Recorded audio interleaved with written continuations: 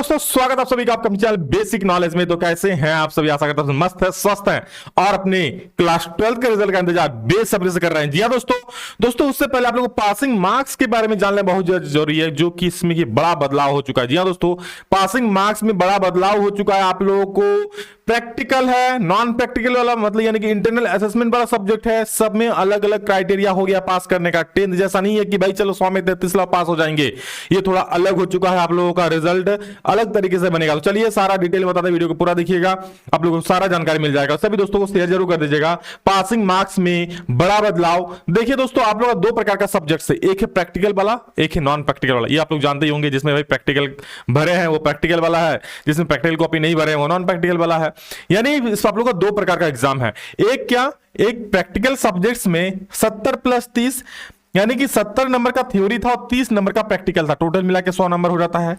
और non practical वाला में 80 नंबर का थ्योरी था और 20 नंबर का इंटरनल असेसमेंट, यानी ये जो नंबर मिलता है ये स्कूल की तरफ से मिलता है।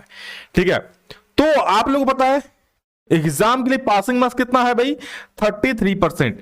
अब बहुत सारे बच्चों के मन में यह कंफ्यूजन होगा कि सर 33% जो हमको लाना है, क्या 100 में से लाना है या फिर 70 में अलग प्रकार से हमको पास करना पड़ेगा? मतलब थियोरी में भी पास करना पड़ेगा और प्रैक्टिकल में भी पास करना पड़ेगा, ऐसा है क्या सर? या फिर सर इंटरनल एसेस में भी हमको पास करना पड़ेगा और यहां पर अलग से थियोरी में पास करना पड़ेगा? सारा चीज एक एक करके ध्यान से हम बताते हैं, आप लोग ध्यान से सुन लीजिए। ठीक है, तो देखिए ये जो 70 नंबर का आपका एग्जाम हुआ, ठीक है, तो प्रैक्टिकल वाला सब्जेक्ट में ध्यान सुन लीजिए, आपको प्रैक्टिकल में अलग से पास करना पड़ेगा और जो थ्योरेटिकल एग्जाम हुआ है उसमें अलग से पास करना पड़ेगा। मान लीजिए जैसे फिजिक्स में, केमिस्ट्री में प्रैक्टिकल है, ठीक है, जियोग्राफी में प्रैक्टिकल है, ठीक है, तो उसमें आपको जो 70 नंबर का एग्जाम हुआ है थ्योरी, उसमें अलग से 33% यानी आपका जो एग्जाम दिए एग्जाम सेंटर में से उसका 33 यानी 70 का 33 कितना होता है? निकालोगे तो 70 का 33% होता है भाई, निकाल लेना यहां पर 0 0 कटिंग, 7 21 का 1 हाथ मेरा 2, 7 21 22 23, 23.1 हो जाएगा। मतलब मान सकते हैं 23 नंबर। तो अगर आप 23 नंबर लाते हैं 70 में से जो एग्जाम दिए उस सेंटर में जाके, ठीक है, उसमें अगर आपका 23 नंबर आ रहा है तो आप पास करोगे, क्योंकि प्रैक्टिकल और स्कूल में 30 में से इसमें भी पास मार्क्स 33%, मतलब इसका 33 कितना हो जाएगा? 9.9, मतलब ऑलमोस्ट 10 नंबर मान लो। और इस प्रैक्टिकल में भी 30 में से 10 मिलना चाहिए। ऐसे बहुत सारी बार ऐसा होता है कि चलो भाई स्कूल की तरफ से 30 में से मान लो किसी को हम 28 दे दिया, ठीक है, और पास करने के लिए कितना चाहिए भाई? 33 नंबर। यानी और अगर आप 70 में से कोई बच्चा 5 नंबर लाता है तो उसका 33 नंबर आ जाता है। तो बोलेंगे सर मेरा 33 नंबर आ गया, हम पास हो गए क्या? बिल्कुल ना बाबू, ऐसा नहीं होगा। क्यों? क्योंकि आप प्रैक्टिकल में तो पास कर गए, 30 में से 28 आ गया है, लेकिन जो थ्योरी हुआ है 70 नंबर एग्जाम सेंटर में, उसमें सब कितना लाए हो? सिर्फ 5 नंबर। तो 5 नंबर में पास थोड़े है भाई, 70 में से भी आपको 23 नंबर लाना पड़ेगा लगभग, तभी आप पास कहलाओगे, वरना नहीं।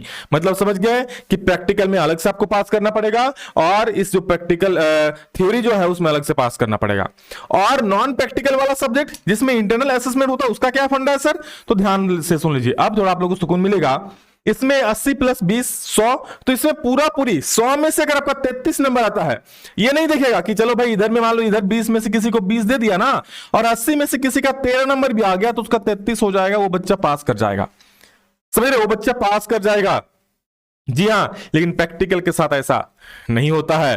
ठीक, तो ये चीज आप लोग समझ गए। यहां पर पूरा 100 में से आपका 33 नंबर कैसे भी लाया आप इधर से 18 लाओ, 18 लाओ, 19 लाओ, 17 लाओ, कुछ भी लाओ, मतलब 80 + 20 मिलाकर के जो थ्योरी हुआ और इंटरनल असेसमेंट स्कूल वाला दोनों मिलाकर के भी अगर आपका 33 नंबर भी आता है ना तो पास कहलाओगे।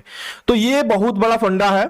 ठीक है, 10th में ऐसा नहीं था भाई, 10th में पूरा 100 में से प्रैक्टिकल हो चाहे नॉन प्रैक्टिकल हो, 100 में से अगर किसी का 33 नंबर आता है तो वो बच्चा पास हो जा रहा था। लेकिन यहां पर नहीं, यहां पर सिर्फ जो इंटरनल असेसमेंट वाला है उसमें आप पास हो जाओगे नॉन प्रैक्टिकल वाला में, लेकिन जो प्रैक्टिकल वाला विषय है उसमें आपको अलग से पास करना पड़ेगा, थ्योरी में भी और प्रैक्टिकल में भी। ठीक है, चलिए आपको एक रिजल्ट हम दिखाते हैं और आप लोग को ज्यादा क्लियर हो जाए। ये देखिए एक आर्ट्स का रिजल्ट है।